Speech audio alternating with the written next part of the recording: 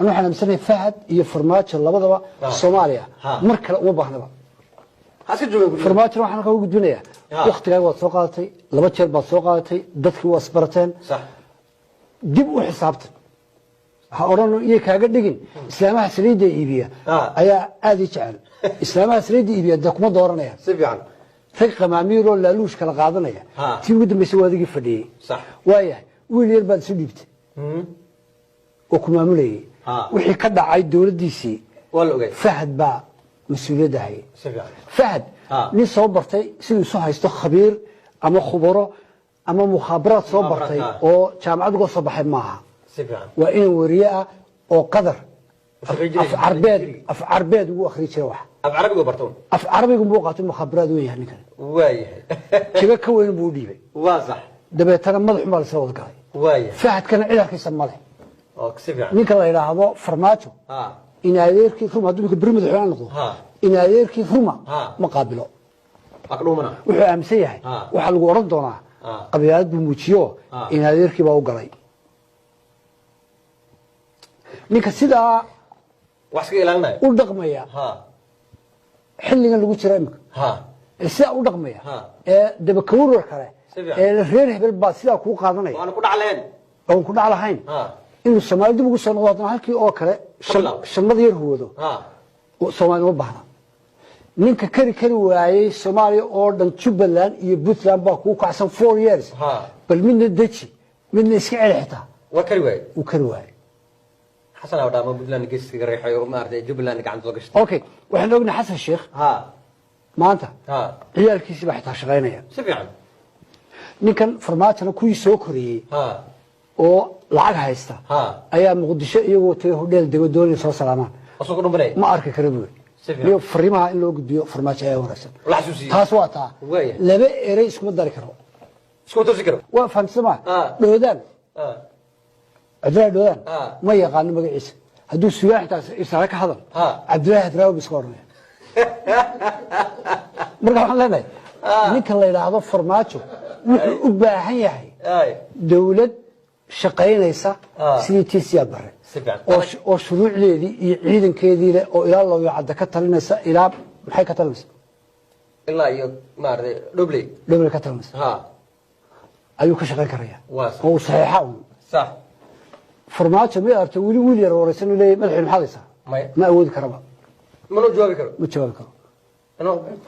waa inuu sidii siilaanyo labada habeenimo soo duubaa rikoodhi sameeyaa labada habeenimo ma koob ku jira markaa dalkani farmaajo iska soo galay bergad weede aan waxa la nasiibkaaga inta qaado sallallahu baarik shaqooyinkaaga qabso ilaa intuu naga tagay qadar buu joogaa wuxuu doonayaa inuu ololeeyo oo dowlad noqdo okay ma qadar baa laga ololeeyaa mise neero baa laga ololeeyaa raggii gudaha galayaan gaalkacay tagayaan waxay tagayaan hadii la kuuro jirriban waxay tagayaan beelxa waxay tagayaan muqdisho ma kari karaa ninka la farmaajo no كنت وانا شنو مركب فرماجو حفيز قال لك صحيح يوم اي ما انفعيا صح كان هو دونت يو ان ماشي ما ciidan qaxaya laga dhaxlo yiri xasiiq ciidamo qaxaya oo tiknikadoodii iyo dabaabaadkoodii wato qaxaya iyo gabar yar oo iskuul inta aaday gurigeedoo jajaban imaanaysa iyo qabuuro la fagaya ee la leeyahay ma taqaana guriga laga dhisanaya ama qolal la si ama qolal laga iibiyo aan laga dhaxlo yiri taariikhda xasan sheekh waxyaabaha ku suntan ay qayb ka tahay madaxweyne xasan sheekh maxamuud saan ku sheegayba dadka Soomaaliyeed way u hanweynayeen markii meesha la geeyay laakiin hadda filin waa wax la yiraahdo ayaa ka soo laabtay dad badan ay isweydiinayaan war madaxweynaha aan dooranay ninkan ma yahay waxa dhacday madaxweyne xasan sheekh markii la dooranayay dal isla socday isteediye isla socday iyo dastuur midaysan ayaa lagu wareejiyay maanta dalka xaaladiisa xagu jooga Puntland oo jeedaa meesha taagan tahay loo joojin ma yaa la yiraahdaa dooni mayno hadday rabtaa tagto Somaliland hore u maqnayd ma fahmaysaa intii kale madaxweynaha hadba isku celinay Jubaland qayb ay ka ahayd dadka ma taqaana labadii sano la shaqeynay mandatekii maamul goboleedyada waa u dhamaaday madaxweyne xasan sheekh maxamuud wuxuu diiday maamul goboleed inuu doorasho aado asaga diiday cid kasta wuxuu yiri uma baahnid aniga dastuur irjaabka ku wata oo rabitaankayga ana kugu darayay meeshaad iska fadhi ma fahmaysaa Jubaland hadda markay diitay ay yiraahdaan war anagu kuma sii jiri karna dadkayga waxaan u doonanayaa kalsooni waa tii la yiri ma aqoonsanin waaran loo soo jaro hal xiro واتي كامبوني لو دولي وحي كدحيا كدحي dadka Soomaaliyeed taariikhdaas waa la wada ogyahay Jubbaland marka waa tagtay had shacabkiina waa go'doonsan yahay fataad ogeed geda hadda laga qaaday cunug qabtaynta markay yiraahdeen maamul aan u dhisaynayo waxyaabo noocaas ah shacabkii sanad iyo barka u cunug qabataysta hadda waa dhaweeday cunug qabtaynta ay ka qaadeen oo April May ahayd ma xasuusta bishay ahayd Cabdiliilow marka dastuur aan heshiis lagu ahayn sideedaba dalka markii uu burburay Soomaali isdishay qabiil loo kala tagay dastuurku meel gaara ay Soomaali iskugu timid ayadaasa wax lagu dul dhisay ayadaasa lagu wada socday way Soomaali heshiis ku ahayd ma fahmaysaa dastuurka horta kaligiisu qalay wax asaga rabitaankiisa ayuu kala soo baxay 5 cutub ayaa hadda filada u taala 5 cutub oo kalena gudiga ugu shaqeynaya dastuurka horta Soomaali heshiisku ka ahayd horta waa qalay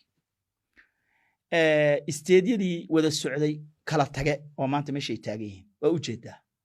saddexdii isteed oo ku soo hartay waxaan u maleynayaa Galmudug iyo South West mandate-kooda 2 sano dhaxsan yahay asaga wuxuu leeyahay hadba aniga ayaa kugu daray ma fahmaysaa marka aniga waxaan aaminsanahay madaxweyne Xasan Sheekh Maxamuud hankii weyna oo Soomaali ay u qabtay oo la lahaa oday Soomaaliyeed oo umuliso oo xogogaal ah dalkan meelaha dhibaatada ay ka soo gaartay xogogaal oo meeshii la lahaa dadkii Soomaaliyeed waa kala diray cabsi weyn oo waxaan qabnaa wax laga dhaxlaba in la waayo sidii hadda wax u socdaan si argagixisada carriga u soo qabsanaysa ciidankii xoogga sida u burburay oo ma garanaysa ay sheeg waana Cabdiraxmaan Cabshakuur kelimad cajiib ah oo dadka Soomaaliyeed haday wax dhageysanayaan ayuu sheegay ciidan qaxaya laga dhaxlo yiri Xasan Sheekh ciidamo qaxaya oo tiknikadoodii iyo dabaabaadkoodii wato qaxaya iyo gabar yar oo iskuul inta aaday gurigeedoo jajaban imaanaysa iyo qabuuro la fagaya ee la leeyahay ma taqaana guriga laga dhisanaya ama qolal la si ama qolal laga iibiyo aan laga dhaxlo yiri taariikhda Xasan Sheekh waxyaabaha ku suntan ay qayb ka tahay marka Cabdiliilow wadankayga runtii waa ka xumahay maanta siduu yahay inuu ahaado aadaan ugu xumahay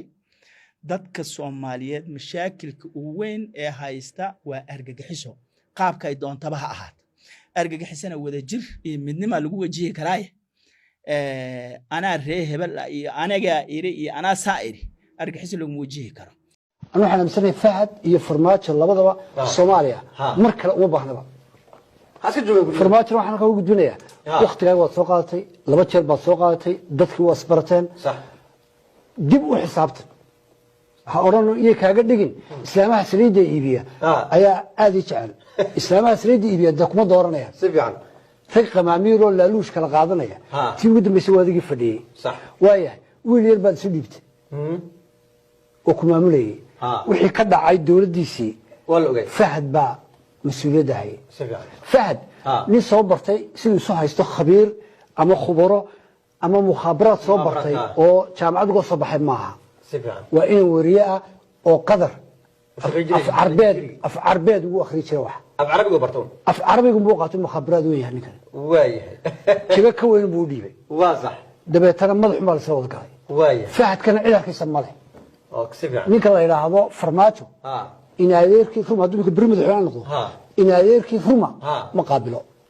aqdoomana wuxuu aaminsan yahay waxa lagu oran doonaa qabyaalad buu muujiyo in adeerkii baa u galay ninka sida wax iska ilaalinay u dhaqmaya xilligan lagu jira imka sida u dhaqmaya ee daba kawr kale ee reer hebel baa sida ku qaadanaya waan ku dhacleen oo ku dhaclahayn inuu Soomaalidu ugu soo noqdo halkii oo kale shamad yar huwado oo Soomaalidu baahna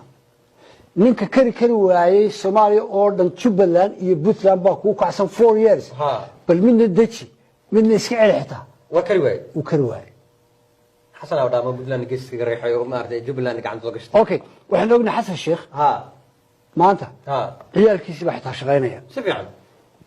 ninkan Farmaajona kuwii soo koriyay oo lacag haysta ayaa Muqdisho iyagoo tagay hodheel dego doonay soo salaamaan asoo ku dhumay ma arki karo buu iyo fariimaha in loo gudbiyo Farmaajo ayaa wanaagsan taas waa taa laba erey isku dari karo isku toosi karo waa fahamsama dhoodaan Abdullah dhoodaan ma yaqaan magaciisa hadduu suugaan taas isaga ka hadal Abdullah Hadraawi iska oranaya marka waxaan leenahay ninka la yiraahdo farmaajo wuxuu u baahan yahay dawlad shaqaynaysa sidii tiisiya bare oo shuruucdeedii iyo ciidankeedii leh oo ilaa loo yacada ka talinaysa ilaa maxay ka talinaysa ilaa iyo maartay doble ka talinaysa ayuu ka shaqayn karaya oo saxiixa صح farmaajo ma aragtay wili wiil yar waraysan uu leeyahay madaxweyne maxaa haysaa ma awoodi karaba ma loo jawaabi karo ma jawaabi karo inuu sidii siilaanyo labada habeenimo soo duubaa rekoord sameeyaa labada habeenimo ma koob ku jira markaa dalkani farmaajo iska soo galay bergid weede anu waxaan la nasiibkaaga inta qaado sallallahu baarik shaqooyinkaaga qabso ilaa intuu inaga tagay qadar buu joogaa wuxuu doonayay imka inuu ololeeyo oo dowlad noqdo اوكي ما قدر بلغا ولا بس نيرو بلغا ولا رجي gudaha galayaan gaalkacay tagayaan waxay tagayaan hadii ay ku jirban waxay tagayaan beelxa waxay tagayaan muqdisho ma kari karaa ninka la farmaajo no kunta waan sheegno marka farmaajo xafiis qalin laga saxeexayo un baa anfacaya ay ma anfacaya صح kaana haw doonto UN meesha